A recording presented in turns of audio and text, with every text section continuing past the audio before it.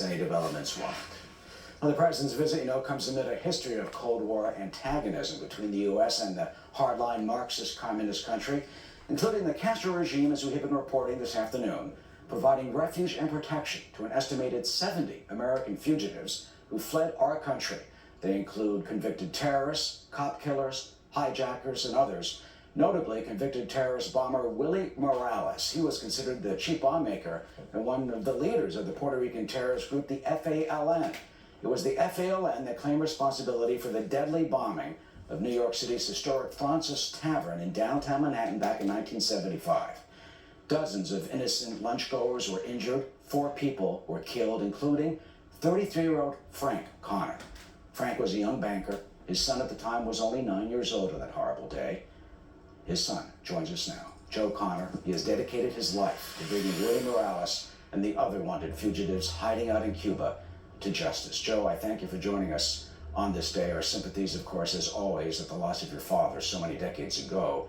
Your thoughts as you see the President of the United States and his Justice Department. He's got an Attorney General. Right. They say they're talking, but not doing much more about those 70 fugitives, including Willie Morales and the FALN. The FALN responsible for the murder of your father in cold blood in this city.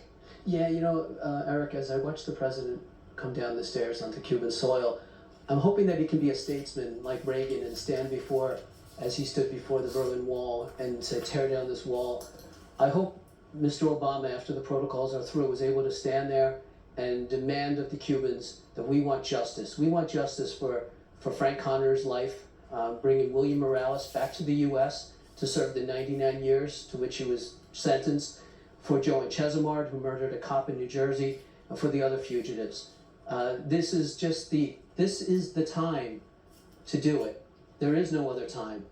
And let's hope that this president has the wherewithal and the toughness and the righteousness to demand justice. Do you feel that your issue, the murder of your father and the other victims, the New Jersey State Trooper that you mentioned, and so many others, that they've been kind of swept under the rug and ignored by this? Yeah, they absolutely have been swept under the rug and ignored. We've gotten some lip service. The president's going to talk about it. You know what? Talk is cheap.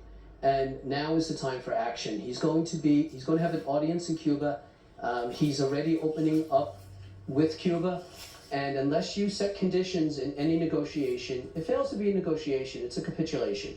And this president, he considers this an historic meeting. Well, people have been giving things away forever. So there's nothing historic about capitulating and giving things away. There is something historic about bringing justice and being a statesman and doing what's right for your citizens, including my father. Well, during the Soviet Union time, we saw Soviet Jewry. We saw American presidents go there when they had their issues and people in prison. So some would say, they'll get to this. They understand it is such an emotional, heartfelt issue. What do you say about that? Well, I think that we need to demand.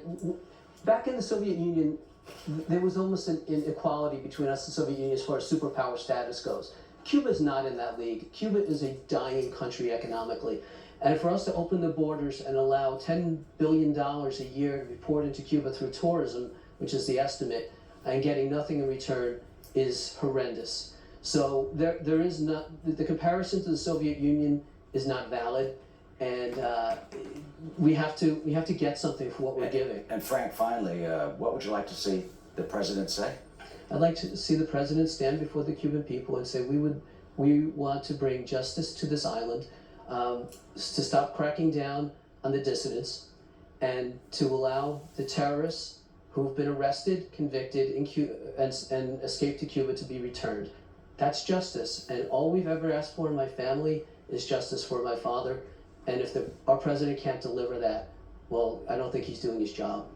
Joe Connor, heartfelt from the heart this afternoon on this historic day in Cuba. We thank you, and thank you on behalf of your father, Frank. Thank you. Take care, Eric. Absolutely. Okay, thanks, sir.